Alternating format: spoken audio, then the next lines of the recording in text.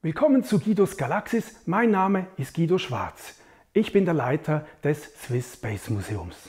Die vergangenen 9 Jahre war die Soyuz-Rakete das einzige Taxi, das Astronauten zur internationalen Raumstation ISS und zurückgebracht hat.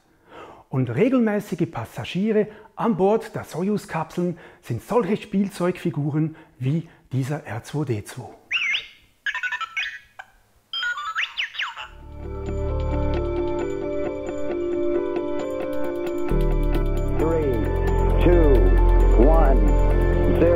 All engine running. Liftoff. We have a liftoff.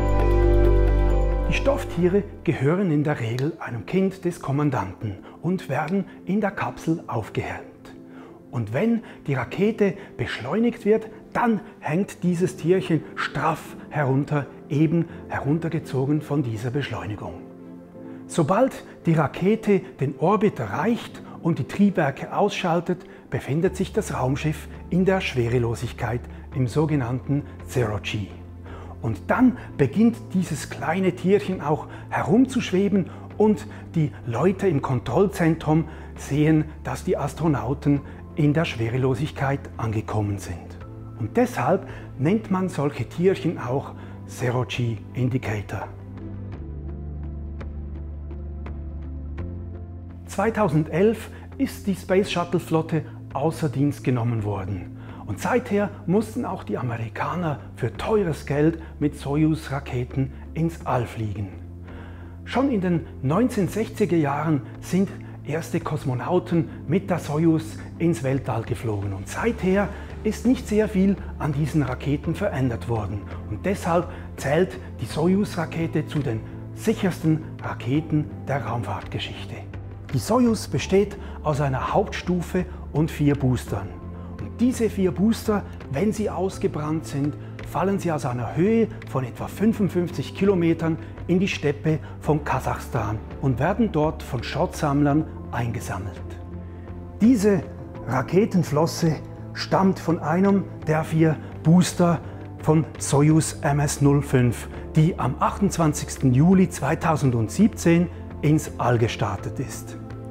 Auch diese beiden Pumpen, die das Triebwerk mit Treibstoff versorgt haben, sind mit derselben Mission ins All geflogen. An Bord der Soyuz MS-05 waren 2 Astronauten und ein Kosmonaut. Kosmonauten, so heißen die russischen Astronauten.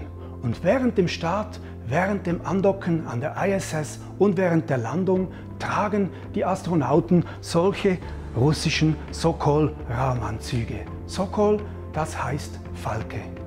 Der Raumanzug ist wie ein großer Gummisack, der luftdicht verschlossen wird und am Sauerstoff angeschlossen wird. Sollte es zu einem Unfall kommen und zum Beispiel Luft aus der Kapsel entweichen, dann schützt dieser Anzug vor dem tödlichen Vakuum. Übrigens, diese Raumanzüge sind nicht für Außeneinsätze gemacht. Dazu gibt es viel komplexere Raumanzüge, das sind eigentliche Einmann-Raumschiffe. In der Soyuz-Kapsel ist es sehr eng. Jeder Astronaut sitzt in so einem Sitz drin und das ist wirklich unbequem. Denn man sitzt mit angezogenen Beinen da, ist derart stark festgeschnallt, dass man sich kaum bewegen kann. Und so sitzt man schon vor dem Start in der Kapsel und kann sich erst losschnallen, wenn man im Erdorbit ankommt. Und das kann alles in allem schon einige Stunden dauern. Der Flug in den Orbit dauert knapp 10 Minuten. Bis die Astronauten aber in der ISS ankommen, dauert es nochmals mehrere Stunden.